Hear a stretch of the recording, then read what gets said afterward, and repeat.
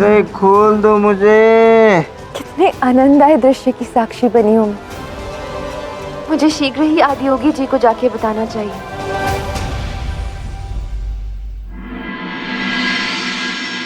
आदियोगी जी,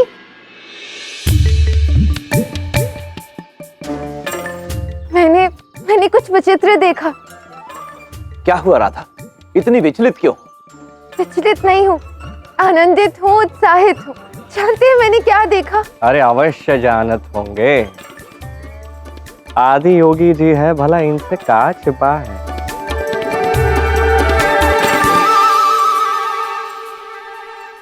अरे आप तो यही मिल गए। आदियोगी जी, यही तो वो हैं जिन्होंने मुझे दिशा दिखाई थी, जिसके कारण मैं वो दृश्य देख पाई। और नहीं तो क्या, आप हमारी बात मानती रहिएगा, बहुत अच्छा देखने मिलेगा आपको। और फिर आदि योगी जी तो यहाँ है ही, इसके आगे यही आपका मार्गदर्शन करेंगे।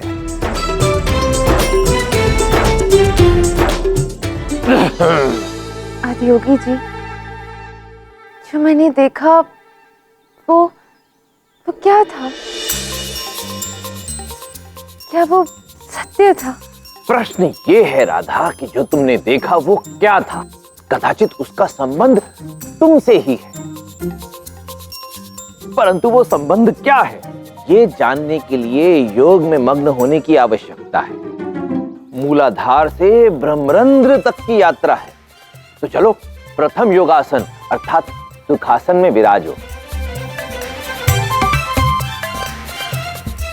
अब जो कुछ तुमने देखा उस पर विचार करो, एक लंबी श्वास लो।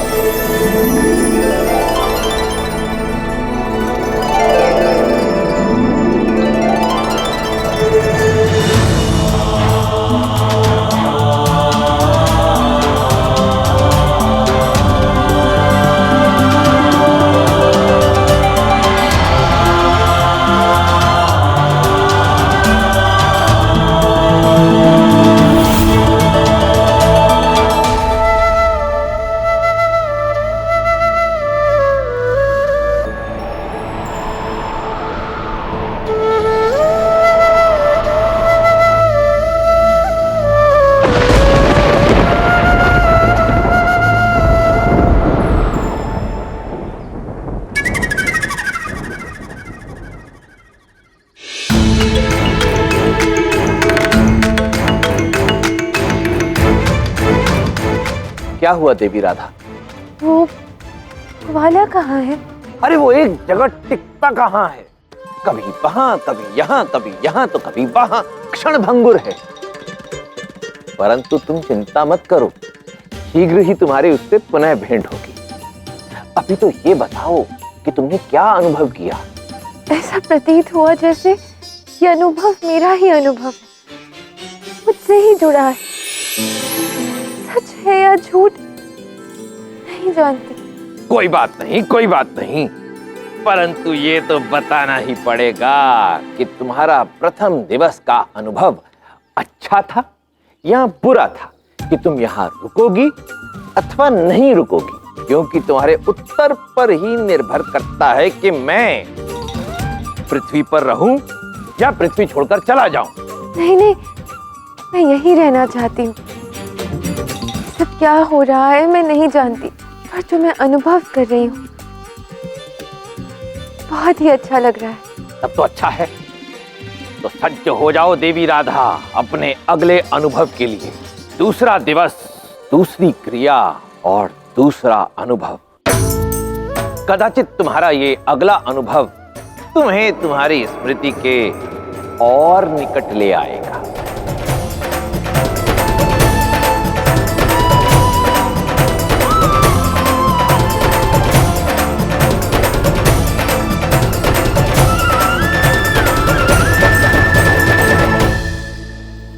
महादेव, ये सब कुछ कितना अद्भुत है ना। राधा कृष्ण के प्रथम स्वरूप दामोदर को देख कुछ अनुभव कर रही है। ये संकेत है कि कृष्ण के भिन्न रूप राधा की स्मृति पुनः लाएंगे। हाँ गौर,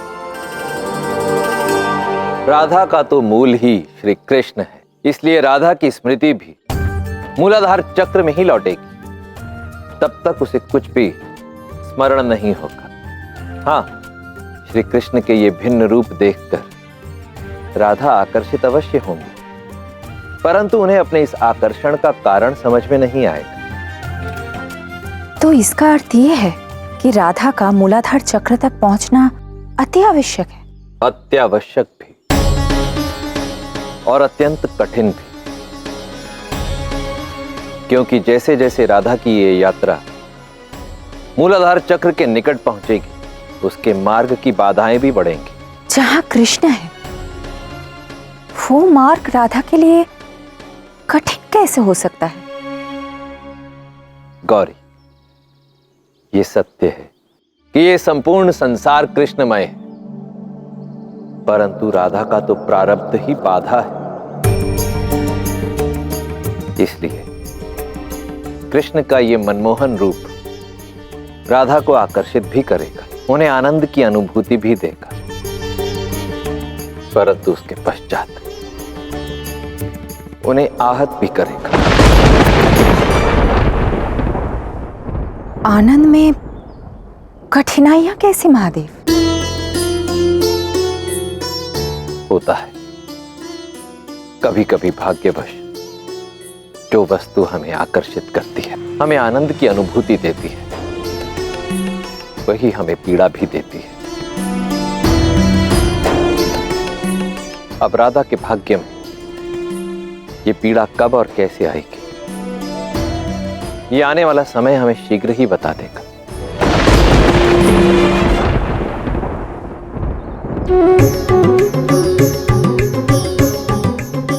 वाह, क्या स्वादिष्ट भोजन बना है। ये मोदक मैंने विशेष प्रेम से बनाए हैं, अवश्य आपको स्वादिष्ट ही लगेंगे।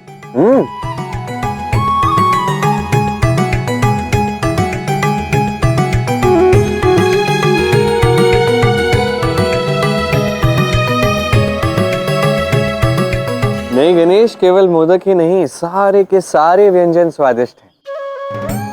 इतना रुचिपूर्ण भोजन करके मन तृप्त हो चुका है। वाह। विनायक, ऐसा लगता है कि कृष्ण को तुम्हारे हाथ का भोजन ना बहुत अच्छा लग रहा है। वो तो है। एक काम करो, कुछ और भोजन परोसो उनकी थाली में। इतने दूर से यात्रा करके आए हैं, परोसो, दो। हाँ पुत्र गणेश, तुम्हारी माता सही कह रही है। मेरी ओर से भी श्री कृष्ण को थोड़ा अतिरिक्त भोजन करवाओ। देखो, भोजन बहुत स्वादिष्ट बना है, सत्य में बना है, परंतु मेरी भूख शांत हो चुकी है, मेरा पेट भर चुका है, मैं और नहीं खा पाऊंगा, क्षमा कर देना मुझे।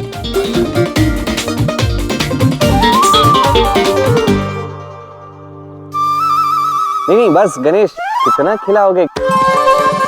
आराध्य समझाइए। गणेश बस हो गया, मुझे तो नहीं, देखो मैं इतना कैसे खा पाऊंगा। आपको तो खाना ही पड़ेगा।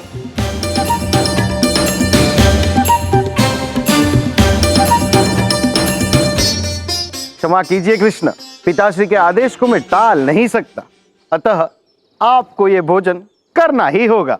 इतना सारा भोजन मैं कैसे खाऊंगा? अब लग रहा है दाऊ को यहाँ होना चाहिए था। मुझे विश्वास है दाऊ होते तो क्षण भर में इसे समाप्त कर देते। पता नहीं है दाऊ है कहाँ और कर क्या रहे हैं।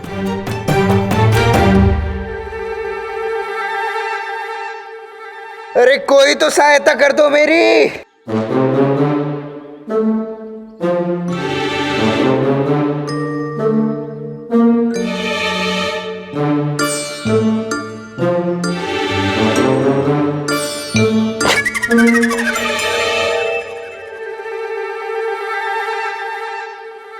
कौन है? कौन मुझ पर पत्थर से प्रहार कर रहा है? समक्ष आओ।